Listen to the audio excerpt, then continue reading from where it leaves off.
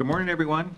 Good morning. I'd like to call the Door County Board of Supervisors to order on Tuesday, February 27th at 10 a.m. Please join me and rise to the Pledge of Allegiance.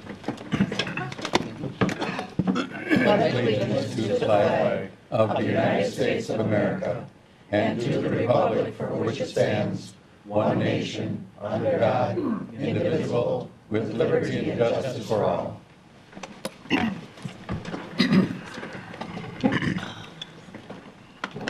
Roll call, please.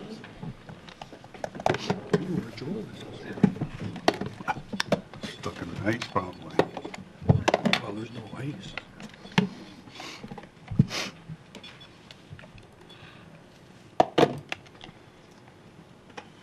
That's 19 present, 2 absent. We're excused. Real cool. Presentation of the agenda. So move. Is there a second? Second. All in favor? Aye. Next will be recognition of Cindy Ehlers. Joe?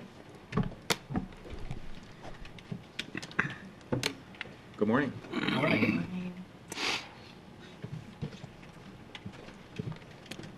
should probably come on up here. Good morning, everybody. Thanks for the opportunity to let me come on up and acknowledge one of our true leaders in human services in the county. Last Friday was Cindy's Zellner-Ehlers' last day with the Department of Human Services. We did a small little gathering as a retirement party. Over 100 people showed up. And I gave about a 30-minute speech, so I figured I'd cover that again today. Actually, I just want to say a couple things and just acknowledge the work that Cindy has done.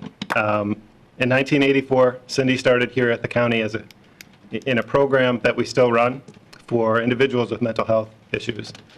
And in 1986, she became the DD coordinator. And at that time, Cindy's true passion came about. So she has been the leader of our developmental disabilities program since 1984. She has been involved in all kinds of different things. Originally, her job was to help move individuals who were institutionalized out of institutional settings and back into the community. So she worked to help our individuals with developmental disability come to Door County, be with their families, be in the community, have jobs, be integrated, as opposed to being hidden away somewhere. Over the years, Cindy has developed a lot of new programs. She worked with the state as we developed programs, and you guys have heard me talk about acronyms, but KIP and COP and family support and personal care program, lots of different programs that Cindy helped develop over the course of her career. In 2015, family care came, and for adult services, eliminated a lot of the programs that Cindy had helped build up here. But she stuck around and helped us launch another program, a children's mental health program called CCS, or Comprehensive Community Services. Cindy has been an innovator, and I'm thrilled that she agreed to stay around after family care come to help us get this started, because she's great at figuring out what are the obstacles and then how do we get past them. So Cindy's also done her entire career with a motto. It's all about relationships.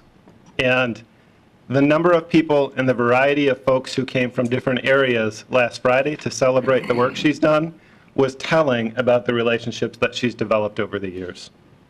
She's been a great partner with families and schools, state institutions, medical staff, nonprofit organizations in Door County, and statewide. Cindy's been awarded the state's Adult Community Service Award, which goes to one individual each year for outstanding service. She was also appointed by 2 different governors to serve on the board for people with developmental disabilities. She was the president of that board in her last term. We were lucky to have her here, and we were lucky to have her lead us in services. She trained a lot of new social workers, young people that might have been in school, high school, the year she started here, myself included. So losing Cindy is tough for the department. We're happy for her. We're excited for whatever venture she has next. The Human Services Board went to acknowledge Cindy, and our chair happened to be taking the day off that day. And so with that, I want to present Cindy with a certificate of appreciation. This certificate is awarded to Cindy after 35 years of dedicated services to the citizens of Door County. For all the lives you've touched, for the systems you have transformed, and for always reminding us it's all about relationships, you will never be forgotten.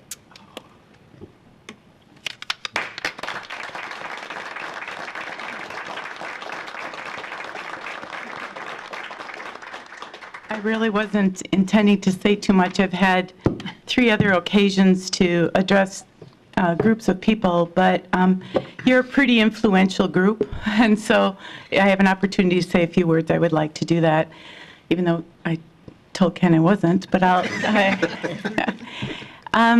think as I got ready this morning, it's really hard, the whole retirement thing. I don't think it's quite sunk in yet. I think I'm still on vacation mode.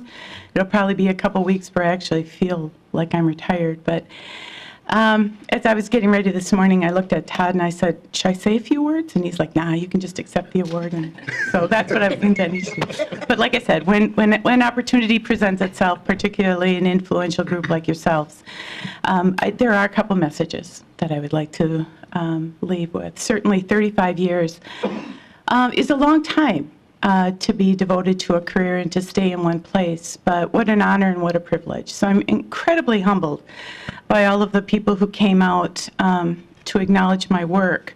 But it really isn't my work, it's our work. And as stakeholders and as stewards of our taxpayer dollars, I can say to you as a county board that you have a responsibility to those most vulnerable in our community. And I know that you all take that very serious, but my challenge to all of you is to take time to step into the world of human services, either serving on a committee or just walking down the hall when you're at these meetings. To hear my staff and the people at Human Services tell their stories, because that's how you learn to embrace the work that we all do, but it also helps you get connected to those unsung heroes that live and are very much a part of our community and all of our responsibility. And that's how I leave my career of human services. Is it's twofold. It's the heroes, the families out there that really want their child to be full citizens of our community and participating in our community and need and deserve the supports that we render. And then the other heroes in my life are the staff at Human Services and my colleagues, particularly those that are here today. Because you can't do this work without surrounding yourself with good people and people who really believe the same values that we all hold, and that is that people with disabilities deserve and are entitled to full citizenship in our community. So my charge to you as a county board is stop by, hear the stories of your constituents that are very much a part of our community, and the services and supports that you have supported and helped fund. When I would go to Madison and represent Door County and the state of Wisconsin, I always felt incredibly humbled and proud of Door County because you have taken your responsibility very seriously. And we do have every person with developmental disabilities and physical disabilities and emotional disabilities are very much a part of our community. We don't have group homes and institutional settings. We have people living in your neighborhoods and in the homes and apartments around the community. And so I'd ask that, again, that you take the time to hear the stories and to learn about those constituents that you are responsible for, but you also are very much committed to having them maintained in our community. So I'm very humbled by the recognition over the last couple of days. I'll find another charge because you don't just stop doing this work, but hopefully it'll be a little less pronounced. But I feel very proud to be a part of Door County and will continue my efforts to support people. So thank you very much. Thank you.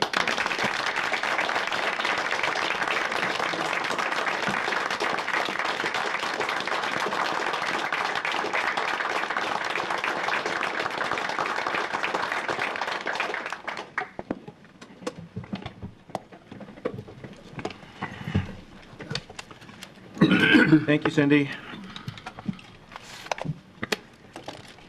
Next, we'll have correspondence. In your packet is the unassigned fund balance. There's also a letter from the Jim Roberts family. Next item would be public comment. Is anybody in the audience going to make a public comment? Please state your name and where you're from. Yes, good morning. My name is Dan Powers, and I live on Redwood Place on the west side of Sturgeon Bay.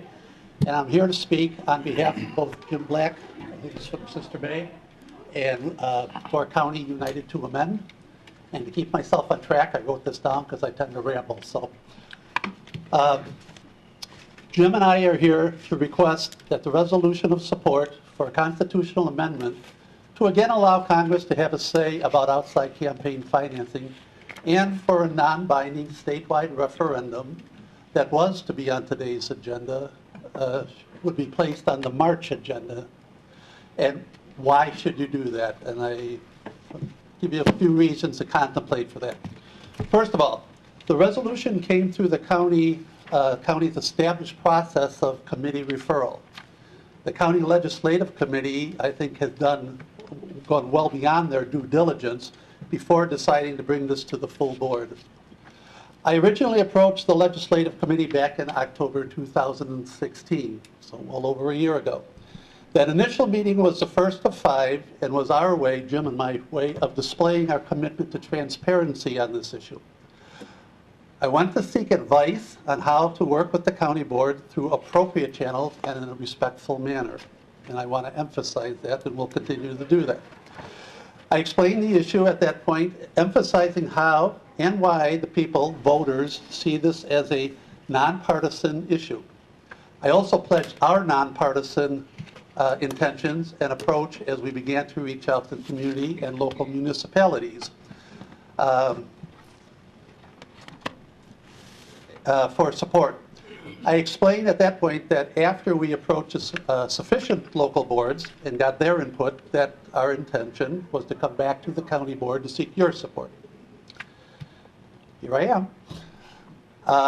As of today, 15 of the 19 local Door County municipalities, which means 78.9% of the municipalities, which, by the way, represents over 80% of the Door County population, have already passed this resolution, and in each case they have requested you, the county board, to support and advance this effort by resolution and/or referendum. Each town clerk, I believe, has sent their local resolution on to you at the county. And in case you're wondering how partisan and divisive has this issue been at the local boards, the total vote to date has been 58 to 1 in favor. I think that in itself demonstrates the nonpartisan nature of what we're asking. In addition to the 15, the town of Gardner has it on their March agenda, and Jim and I will be approaching the last of the 19 municipalities in March, asking that it goes on their April agenda, so we will have covered all 19. The county, or you guys, have been losing money, budget money, and more importantly, local control over everything from shoreland zoning to, from what I understand recently, wetlands. When I first started this, one of the first things that got me interested in following up on this was a Advocate article, September 17, 2016, on shoreland zoning, in which, and I quote, Chairman Ken Fisher said, was forced on us by the state. That's continuing to happen constantly. You know it much better than I. Jim and I have done 4 formal presentations in 2017. We have to date 236 Door County residents that have put their names on what we call an informal petition that simply asks their local boards and the county to take this up by resolution or referendum. That's without going out and seeking names. I think that's an indication of that the people that you guys represent want you to take up this issue, discuss it, and hopefully pass it. This issue, This isn't a novel or controversial for voters, at least, or the local governments, as you can see. As of today, 120 Wisconsin municipalities have called on the state legislature to hold a statewide referendum on this. That number includes 9 counties, by the way, 5 of which went Democratic in the last presidential election, and 4 of which went Republican. So they are split on this, as are the rest of the counties.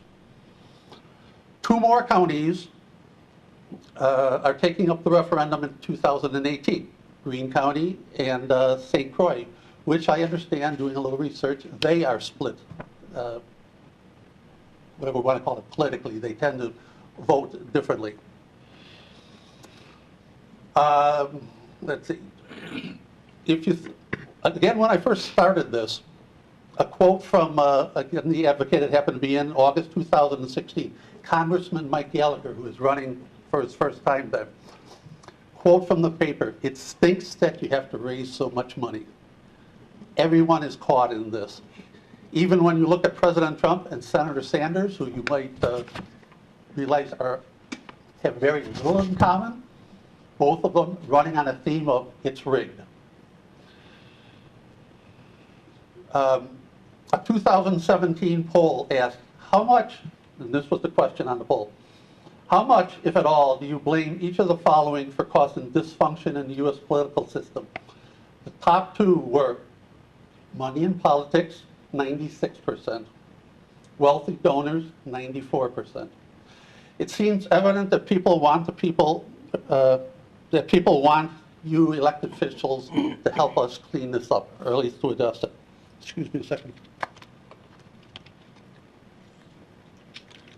Finally, obviously there are many problems that one could address, but outside money, the unlimited money not going directly to candidates or parties, is buying disproportionate influence in policy. The money is unlimited and beyond regulation because of a 5-4 Supreme Court decision called Citizens United. You are elected officials and are elected officials in this system, elected not just to oversee management of the county, pass budgets, ordinances, but to represent us in the system of governing in this country. Based on the 70-plus referendums in Wisconsin, of that 120, 70-plus were referendums that have passed by the way of an average of 79%. Based on that alone, I would say 79% of Door County residents want you to stand up for us and work to preserve your local control from the arbitrary state political agendas. So why should you get involved? Because this issue obviously is sowing discontent and doubt about elections and about our democracy. Our state and federal politicians are stuck in this web of influence. They can't get out of it. They can't win unless they play the money game. It's going to take voters and local governments such as yourself to step forward, and because you're where the work really happens. You're the ones who are nonpartisan. You're the ones who have to make these decisions. And you're being undercut by this, by Madison, by Washington. So Jim and I, on behalf of Door County United Men, are asking you to join with the other local Door County boards and put this resolution on the March agenda, and then hopefully pass it on to our state representatives and the Wisconsin legislature, letting them know that the Door County voters and the municipalities you represent want their voices heard. Thank you very much, and I appreciate the time. Thank you. Any other public comment? Linda? I just wanted to mention that in the latest National Counties Association magazine, there is an update on the opioid litigation and the strategies that they're taking in their lawsuits. And specifically, the last few paragraphs do mention Wisconsin and Wisconsin counties and what they're doing to advocate for us. And even more interesting, they're comparing it to the tobacco litigation. So like I said, I found the article very interesting, comparing that to the tobacco class actions and now this drug problem that we have going on. So just wanted to Thank you. mention. Laura? Yes, thank you. So a neighboring county has lost 2 strong, dedicated family men in the last several days.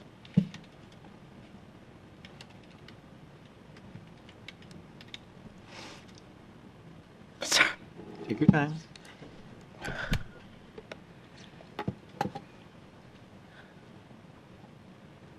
I wanted to speak and say, to give respect and recognition to Supervisor John Pagel, also his son-in-law Steve Witzabalik.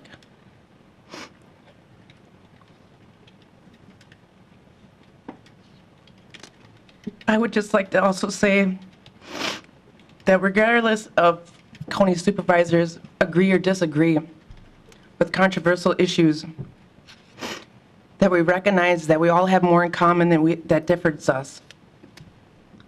And that on February 22nd, the amount of knowledge that was lost in that plane crash is very unfortunate because of the amazing work that they were doing as in the agriculture industry for handling the water and quality at their business.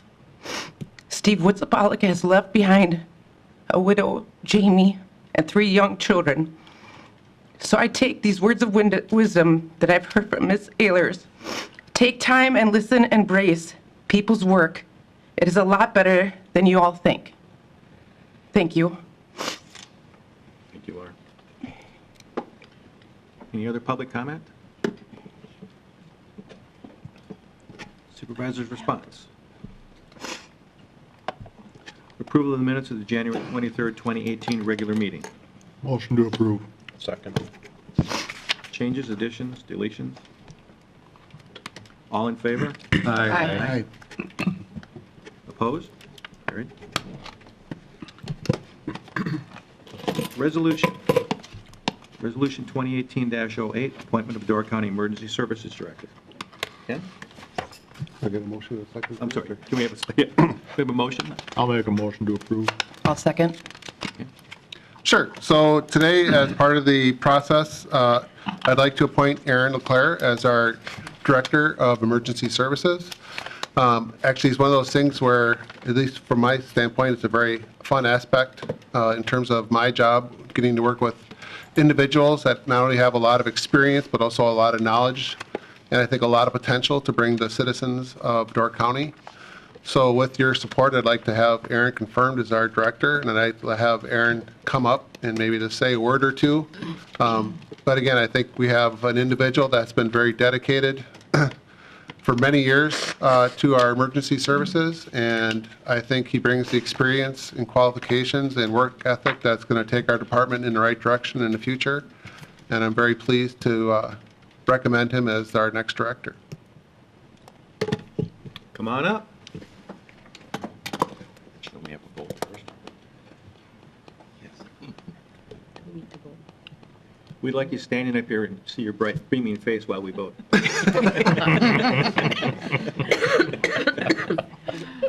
First of all, good morning. I'd like to thank all of you for this opportunity. Thank Mr. Pavich for the opportunity and the confidence. Thank my wife, my kids for allowing me to do what I do. Thank my fellow command staff and back who've been very supportive of me over the time and allowed us to accomplish what we accomplished under your guidance and leadership. So thank you for the opportunity. We have a motion and a second. All in favor? Aye. Opposed? Carried. Congratulations, Aaron.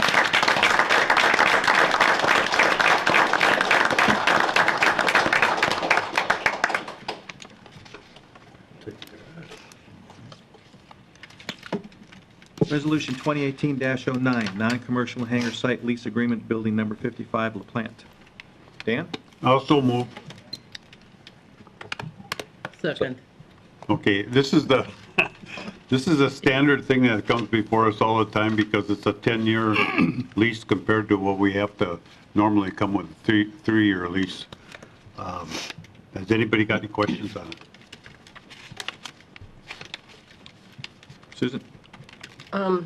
Did you just say that this is it's usually a 3-year lease and this is a No.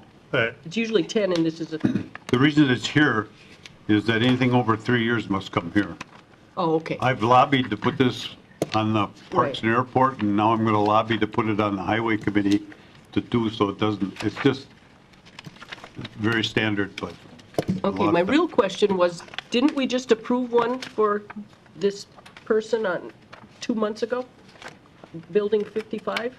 I think so, yeah. Okay, But so there was this is- something hung up there Okay. that, He hasn't signed it or something. Okay. Okay, we'll go to the voter board for this one.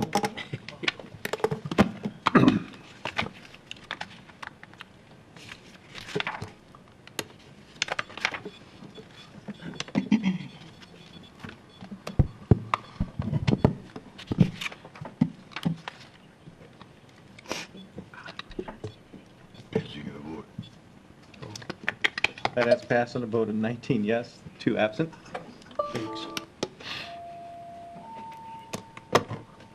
Resolution 2018-10, grant of easement to Wisconsin Public Service, LaSalle County Park. Dan?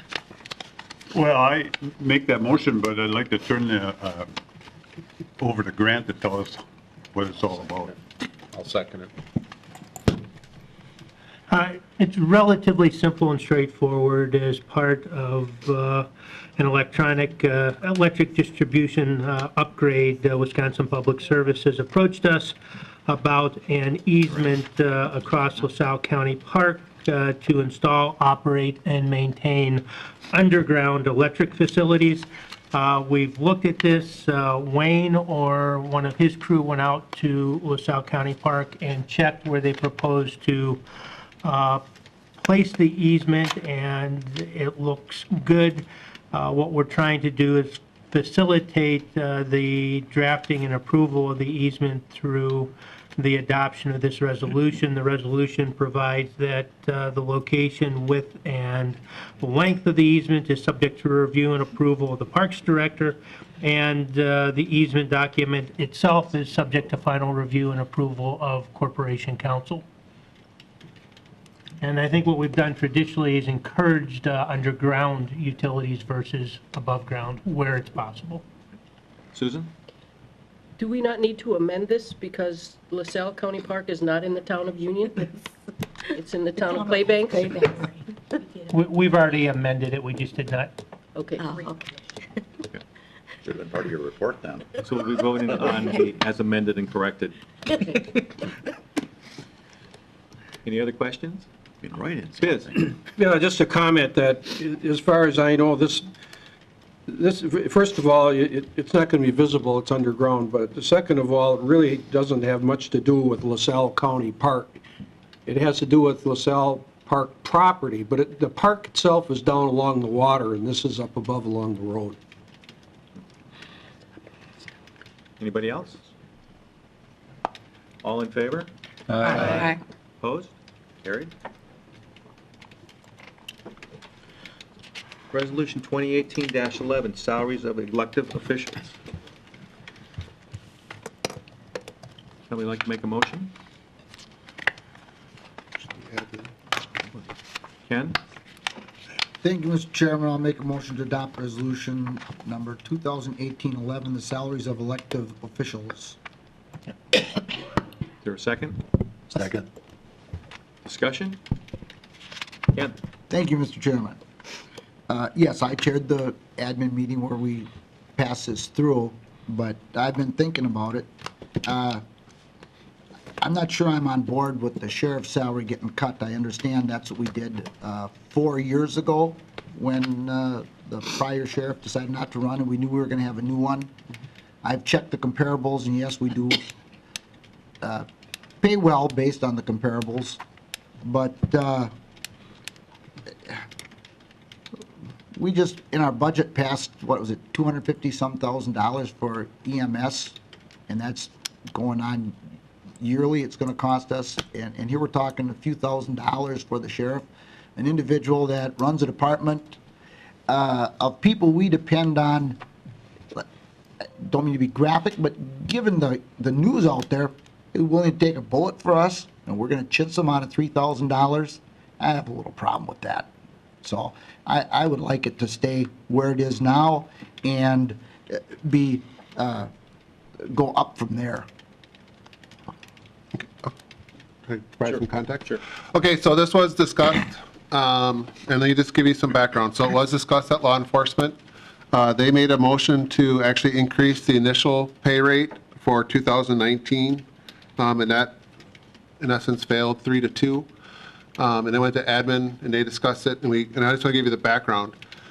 So again, it's not something that we're, I guess, just picking out of the air. Again, we do some analysis behind this, and let me explain some of that. So again, in 2014, this was before I was here, but you did some similar analysis, and you dropped it down from that existing pay at that time, and then you went up respectively from that. And again, what we're looking at in this case is that we do know that the sheriff is not going to run again, and we actually met with them in this case to discuss that. And we did kind of the similar analysis. If you're familiar, we do have a pay plan. And that's kind of what we do with our pay plan. So in essence, the way we're looking at it is we're looking at potentially having a new employee coming into the organization. And if we would hire a new employee, how would we treat them coming into that position? And that's kind of how we're approaching this as well. So again, if you look at the way the resolution was set up, what we tried to do is adjust the, I guess, the rate based off of that analysis. Again, it did drop back down again, but you also see that off of that, it's also increasing at the 2.5% per year. So there's a larger increase that we're working with the position, again, to recognize the duties and responsibilities. In terms of the, so again, so there's two aspects. One is how are we handling the position?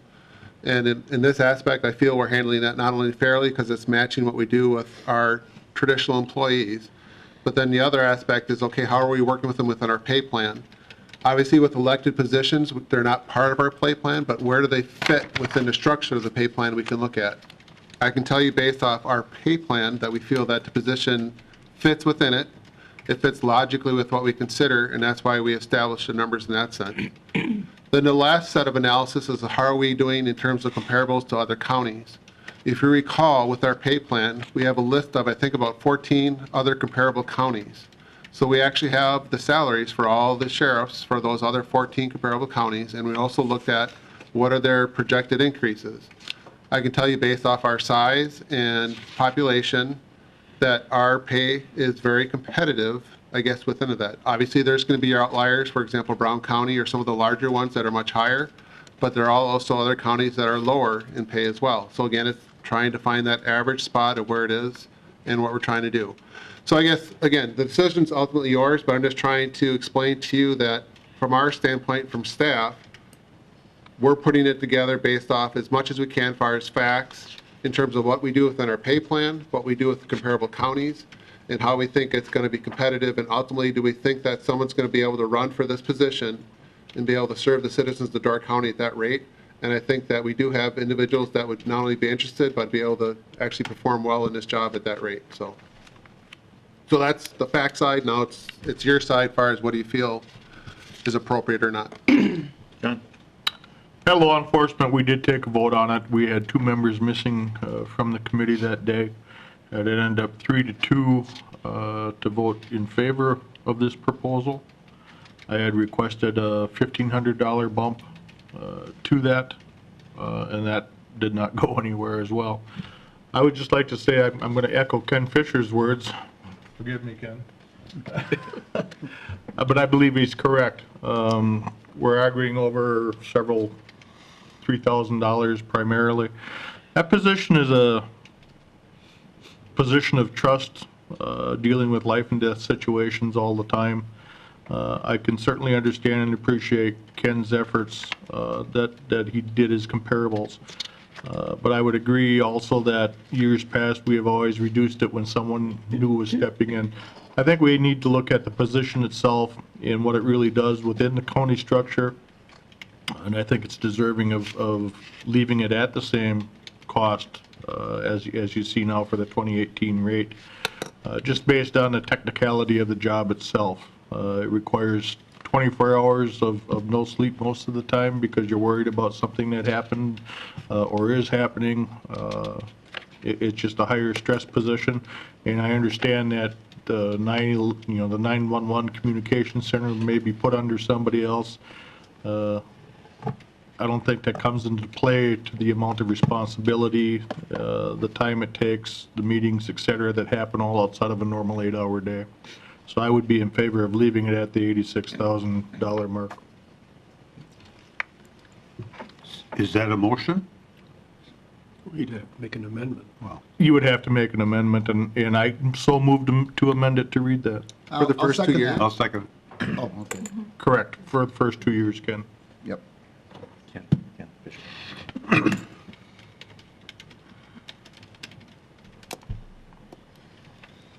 Okay, so make sure I have this.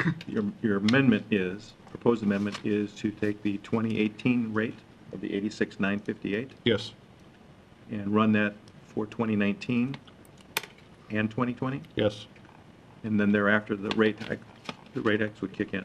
correct. Everybody understand that? What would kick in? The percentage? The percentage increase would start in 2021. So if you're going to read across, it'd be 2019 would be 86,958, 2020 would be 86,958, then 2021 would be 87,696, and then the last year would still be the 89,888. Yes. Any discussion on the proposed amendment? John? So then that extra 2.5% boost wouldn't be there, is that what we're saying? You're going to see it up front, in essence, yes. Okay, it's up front. But it's not going to be on top of that. Correct. Right, the additional rate increases wouldn't start till 2021. Dan? That was my question. 2% is going to continue on salary that we established today, the additional years, correct? Again, the way to look at it is exactly the numbers I read off to you. So again, it'd be the 2019 and 2020 would be the 86,958. Then they would see an increase for 2021 to that 87,696, and then they would see an increase for 2022 to 89,888. You actually have to publish the exact salary as part of this process, so individuals know when they're going to take out papers. Megan? I'll reiterate a few of the points that I had made at law enforcement and why I was accepting of the initial rate that had come forward from Ken and his staff. One of the first things would be that I trust our administrator and our staff to be doing the research and bringing that forward to us and presenting the rate that puts us in a competitive stance for any position, this one included. And I don't see any reason here to question that or to set the precedent of questioning that with this position. That said, I believe one of the questions that also came up in law enforcement is whether or not that difference would be a deterrent to any of the folks that would be running for that position. And the reason that I asked, and I believe the answer was probably not. Nobody really knows that. We'd have to actually talk to those individuals. But the reason that I'm asking these questions and that I have that stance kind of goes back to even the presentation we had at our library committee meeting last night. We're entering a space and time in our budget where we're going to be pinching pennies everywhere. And this is an opportunity right off the bat. Every single committee, every single department is taking a look at their positions and the pay rates and what is needed, what is not, what programs are needed, what programs are not.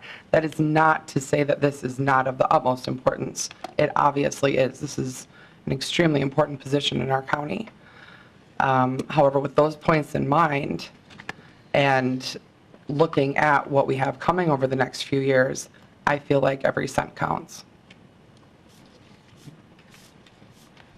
Anybody else? Okay, so we'll take a vote On the amendment. on the amendment.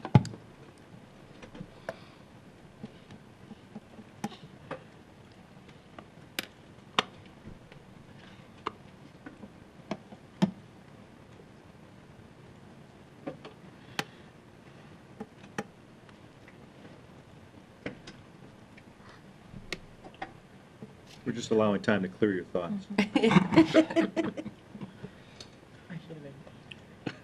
Is Jill eating a candy bar?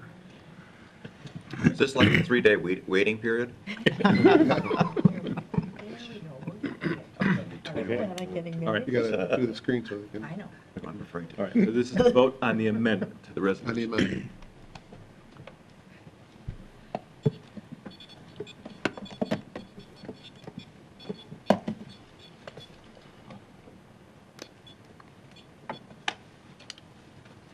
The amendment has passed, 12 yes, 7 no, 2 absent. Okay.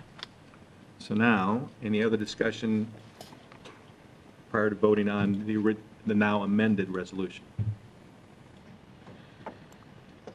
Okay, so now we'll be voting on the amended resolution.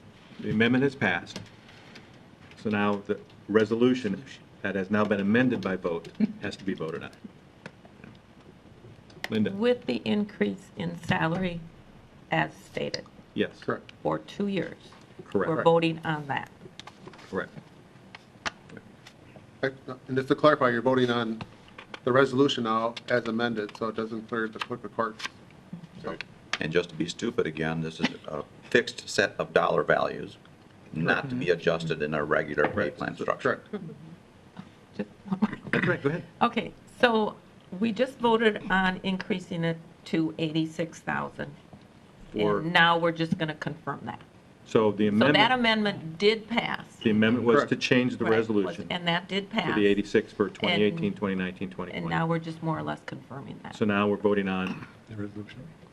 the resolution itself. We're voting on the corrected or the amended resolution. Correct. Randy?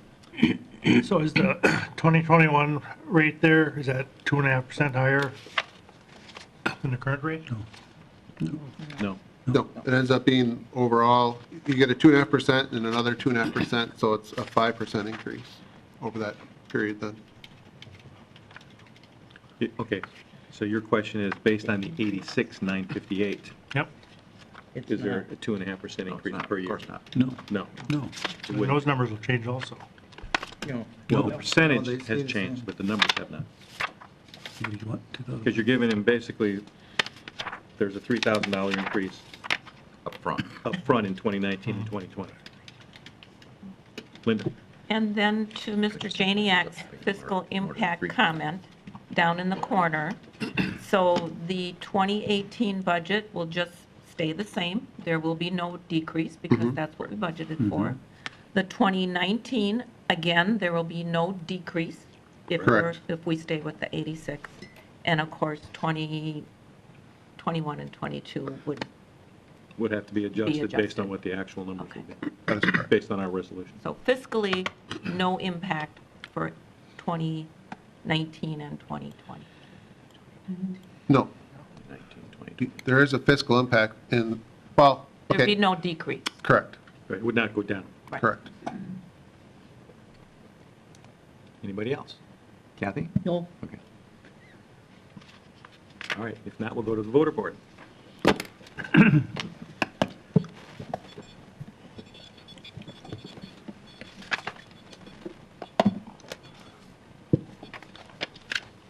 And that's passed 18 yes, 1 no, 2 absent.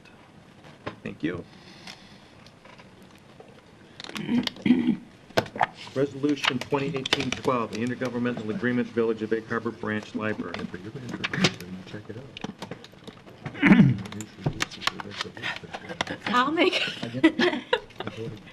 Mr. Chairman, can I make a motion to approve the intergovernmental agreement for the Village of Egg Harbor Branch Library? You most certainly can. Second. Second, okay. You want to explain? Grant? Sure, oh, You want us to? nope, it's your work, so. All right. And it is actually in the Village of Egg Harbor. So, as you probably all know, the Village of Egg Harbor constructed a new facility. I think it just opened at the end of January, and we are actually in the facility. So we're playing catch-up. The existing agreement has been in place for a significant period of time, I think since 1990. With the construction of the new facility, both the county and the village thought that a new agreement needed to be crafted. That agreement is before you for approval today. It has been approved by both the Administrative Committee and the Library Board and was the product of some back and forth negotiation. I don't know if anybody has any questions or concerns. Dave? This is a routine question for me in reference to the new building, even when they came before the town board. In the case of the layout, there are library materials, namely books, videos, whatever, in shelf equipment within this room that could be rented.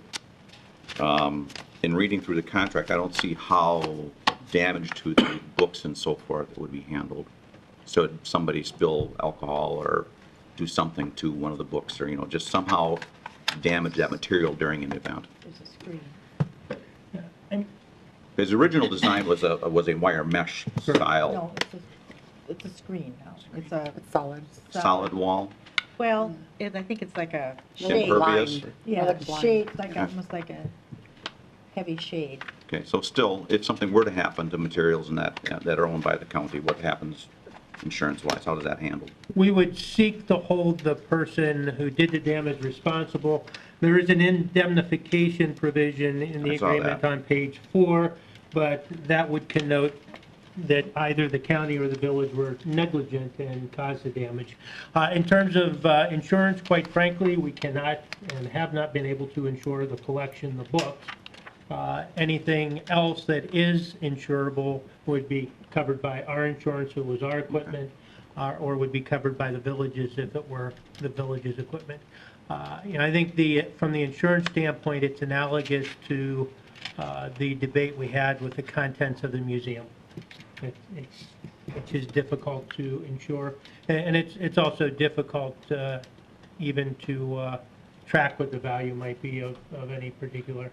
I guess the difference I would have with the museum would be that this space will be holding public events with private citizens being in it, where the museum is closed or open, and that being different in that respect. I guess the only thing I could say, David, is that we could work with them to at least, I know they have a rental agreement that they're working with putting together, and on that rental agreement, there's a clause in there for any damages to the building, and I guess we could work with them to also specify damages to any I'd collection. appreciate that, because citizens that have events don't necessarily are the cleanest or most respectable. Yep, and I know what you're getting at, so that's something we can definitely work with them in terms of asking that to be included within their rental agreement, so we're covered. Yeah, and you raise a good point. I just have to say it's part of the risk. The building is wide open most of the time, and if somebody's inclined to do damage or steal something, odds are they're going to do that, and we may not have any good recourse, but we can certainly work with the village when they have agreements with users to rent it and ensure that there be some provision for reimbursement if damage occurs. But I think we all have to recognize it's the nature of having an open public building and a library collection that, aside from a screen, is exposed. Then one other question that we've come across in the past of older documents, when they hard reference like email address, contact names and so forth. This one happens to say the village administrator, which is acceptable to me, but his email address is his personal name at the village, so when he retires, I guess the only thing I'm wondering is, you really can't change the contract anymore, right? It's been basically, this is what the village has agreed to and this is what the county's agreed to, right? Right. Okay. In that provision, it indicates that either party has a responsibility to provide written notice of any change in a contract. And there's really no good way to do it. We take away the person's name, but the email addresses and the phone numbers, sometimes the cell phones are going to be personal to the individual. And Well, this happens to be a village of Egg Harbor email address. My only real comment was in reference to, in the past, we've done something to the effect of each party shall inform the other party if the contact information changes. Just to reaffirm that when it changes, you are to contact them. yeah. And it's really up, the individual, whoever is, if the contact information changes and the county doesn't advise the village or the village doesn't advise the county and the notice is given to the wrong person, notice is still given because that's what provided for in the contract. So it's incumbent upon the entity that has a change to advise the other party. So there's an enlightened self-interest in making sure you provide that notice. But And we've had documents that enlightened self-interest gets forgotten 20 years later. Yep. So that was it. Thank you. Linda? On page 20, item 3, paragraph B, it says that the village is responsible for maintenance, repair, routine cleaning, upkeep, et cetera. And then on page 21, item 4F, it says that the county is responsible for keeping the premises in a reasonably clean, neat, and orderly manner. Is there some ambiguity there, or? We're supposed to be good users or tenants of the space. We're not responsible, the typical cleaning maintenance is responsibility of village. It doesn't mean we're supposed to, I'll use a ridiculous example, leave coffee cups laying around or garbage on the table. So it's kind of a balance of responsibility as the occupant and then the responsibility of the landlord. Susan? This is a totally unimportant comment, except I have to say, I loved looking at the snapshot in time of the two inventories of 1990 as compared to today. It was wonderful to look at and remember how things used to be. Simple. Anybody else? Okay, we'll go to the voter board. That's the reason I was an advocate for the shelves. Space.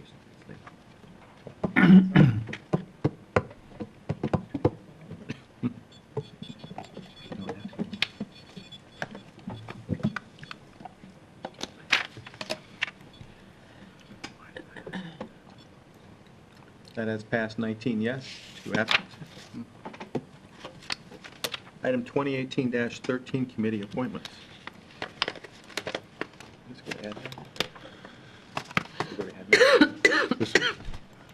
No. One second. No, this is my appointment.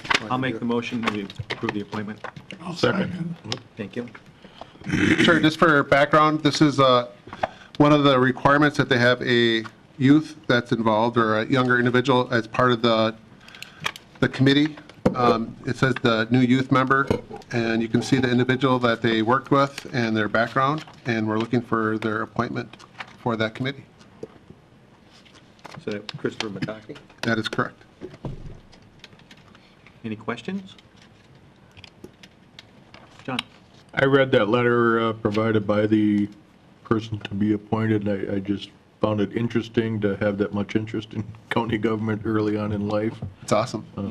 Wonderful. Do they It'll burn understand off that you fast. lose your hair when you do this? Yeah. Get it out of the system. Any other questions or comments? If not, all in favor? Aye. Opposed? Carried. Thank you. Ordinances. First one will be report and repeal and replace the Door County floodplain zoning ordinance. Mr. Fisher. Thank you, Mr. Chairman. I'd like to make a motion to accept the report on replacing the Door County floodplain zoning ordinance. I'll second that. We are here, if I have it right, a second time because there was some minor mix-up with the recording or reporting through the,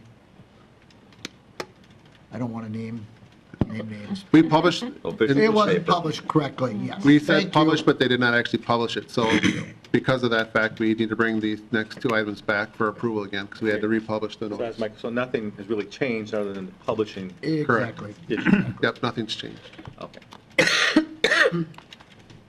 We can accept the report in a voice vote. So all in favor? Aye. Opposed? Carried.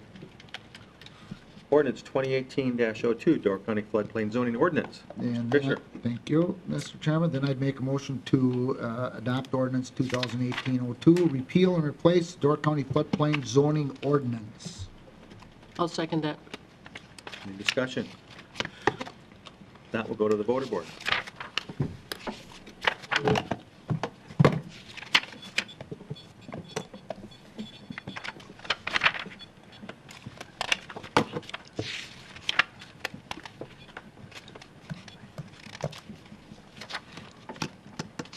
Mr. Fisher. Yes, Mr. Chairman, give me a minute to get there.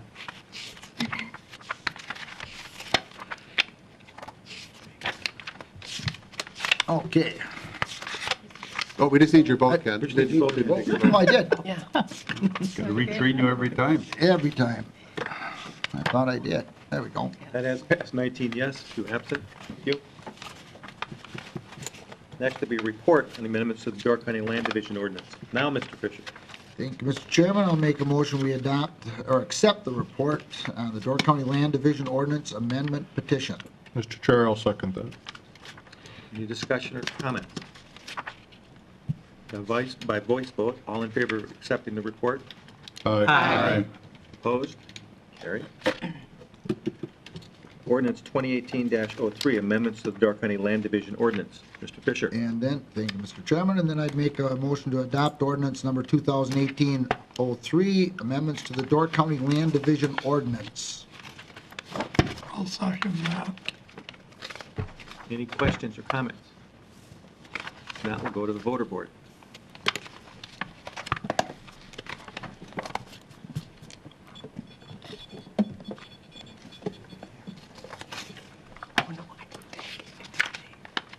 Okay, one more time. Yeah.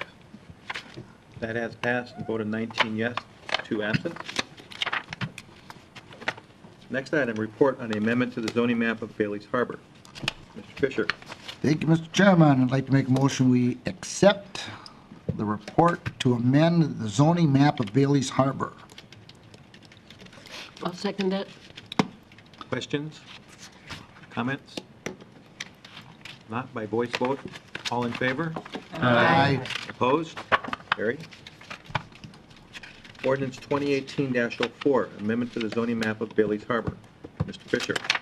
Again, thank you, Mr. Chairman. I'll make a motion to adopt the amendatory zoning ordinance 2018-04, amendment to the zoning map of Bailey's Harbor. And this is new. The individual is selling some land to the campground, as it says,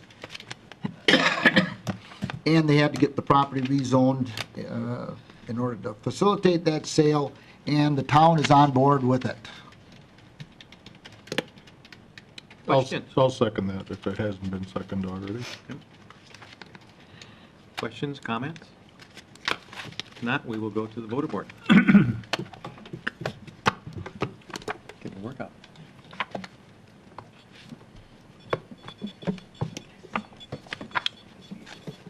No, it's not taken again. Kathy? Thank you. That has passed in the vote of 19 yes, 2 absent. Next item, special reports, status update on the K-9 unit. Yeah, sure. So for this one, I just wanted to maybe highlight that for you. If you go to page 80 of your pack, or the last page, if you recall, when we, and the sheriff is here, but we had made a presentation on the K-9 unit. We had said that at the end of each year, we would bring you a report of the funds that were, I guess, expense related to the K-9 unit and see how those are offset as far as the donations. So what you have before you is all of the, I guess, expenditures related to the K-9 unit. You can see where there's indications of red and the date. Those were actually the foundation wrote a check directly towards that expense. The ones in the black were, I guess, expenses that were, again, reimbursed. So for a total in 2017, we had expenditures of $37,991.75. And this is an FYI, again, this is external to the county, the Crime Prevention Fund, for 2017 actually raised $65,839.15. So again, this is one of the things that we said that we promised as far as a process so that you're aware of how we're actually funding the K-9, and we just wanted to bring this for you today. John? Mr. Chair, I'd just like to also note that in that money that was spent, there were several other items not related to the K-9 unit that were expended as well as part of that fund. And that's part of the design of that fund itself, is to use it for other law enforcement purposes. Sheriff, would you like to add anything, make any comments? If you have any questions, we tried to make it as transparent as possible on all our expenses so that you're aware of, there's nothing funny going on with this fund. And if you have any questions on what we bought or anything, I'm here to answer. Okay, thank you. Anybody else? Sorry. Okay. Next, also in your packet was the Door County Housing Authority Annual Report for 2017. And there was also the annual report of gift grants and donations for 2017.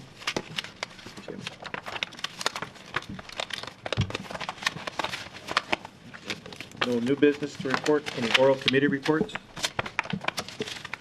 Any review of committee minutes? Discuss vouchers, claims, and bills. That one I need to discuss with the group. On behalf of Mark's actually on vacation, well-deserved, but I wanted to bring this up. As you'll see, we do not have the vouchers in the report. We have just moved into our new financial system, and just for background, I'll try to keep it brief, but we actually, when we went to what we could consider our old financial system, we actually brought on a consultant that actually wrote custom reports that was based off the previous system even before that. So, long story short, we're now to a brand new version, and this brand new version generates reports in a much different fashion that are not quite as customizable, I guess would be the best way of saying it, even though we're moving forward in time where things are a little bit tighter in terms of what you can do as far as reports. Long story short, you have probably already noticed in your committees that those reports have been included at each committee level. You can obviously see that those reports are now much longer and actually take up more, I guess, space on your computers. The question has been, I guess, from Mark's standpoint, is we can continue to provide all the reports as far as the county board packet, but it's one of those things he asked. Sometimes we've been doing things so long, we just keep on doing them, and we just ask the question of why were we doing that, especially since they're provided at the committee level. So the question is what would you like to see in terms of the reports, or would you like to see that modified since it is being presented at each committee level? Or do you still want it included at the full county board level? I guess we're willing to provide both, just so you have an understanding that moving forward, if you do want it included in the packet will get significantly longer. So, Megan. Is this something that can be, put out on the cloud and we can have links available to it? Sure. So another option, there, just like you had, there's the link to the website. Yeah. We could actually produce those reports and have a link that's. So it'd be really easy to just click on it when you need it. Right. So it's just a matter of what you'd like to see. And I guess we're more than accommodating any way you want, but we're just also trying to, I guess, make this as streamlined as possible as well. I'm sorry? That's what it was before. Right, pretty much maintain what it was before. Click on it if you need, if you want to go to it. Right. Mm-hmm. Any other questions on that? Helen? Is that we have a choice, either it's going to be with individual committee minutes, or it's going to be altogether and not with. Okay, no, I guess I'm asking your preference. So right now, we're maintaining the standard that it always goes to the home committee as far as review and approval. We can continue to include the full summary of reports in the county board packet as a link, or we can discontinue that. It's up to you. But we can do both yet, or provide it any way you'd like. It's just one of those things, we've done it, we never visited it, so we're just asking you, if you are actually viewing it and you think it's a valuable resource, we'll continue to publish it, and that's fine. But well, I like to be able to go to the link and see them all in one spot, not have to search them all out individually. That's perfect. That's what we want to know. So if that's what you like, that's what we will. And we have the data storage, so. That's fine. Okay. Susan? But we're not going to get rid of doing it at the committee level? No, we will still do that. Good, because I think that's the most important, actually. That is correct. Okay. Anybody else? Okay. Perfect, thank you. Announcements, we have two. The first, most important one, is Wisconsin is celebrating women in public office on March 19th. Thanks, Jill. The second one is... When is that? I'm going to put that on my calendar. March 19th. Tell them what that entails. Wisconsin celebrating women in public office. No, not what Jill thinks it entails. Celebration events in recognition Of all the men. Of all the men. Taking the elected women. Taking elected women. To lunch. To lunch. Yes. As dictated from. As dictated from who? The Queen. Yeah. The chairman. Collaboration. Yes. Not collusion, just no motion on that one, please. I'm sorry, Mr. Chair, that's not an agenda item we can't vote on. That was a good puppet act, though. Mr. Chairman, I don't want to take anything away from Madam Clerk. Careful. I give you all the kudos. However, Mr. Enigo is a tad short-sighted. We have 1, 2, 3, 4, 5, 6, 7 women here that are on our elected officials, publicly elected officials. Let's not forget them. Gotta take them all to lunch. Yes. Right. Somebody should. I don't know who. Yeah, Somebody should. That was the idea. That was her idea. Plus. Take your lunch. Go Dutch. Plus the leader. Leader of the pack. I'll let any of you buy me lunch. Okay, next announcement is the next county board meeting will be on Tuesday, March 27th at 9 a.m. Oh, Not 10. Right, Joel will be on vacation with his family, so we can go in now. Don't say that. Now we gotta change it. Right, gotta change it. All for Joel. You're early today. Our meeting per diem code is 227. TV show. There being no further business to discuss. Mr. Chairman, that being the case, I'd like to make a motion, we adjourn. Second. All in favor? Aye. We are adjourned. Thank you.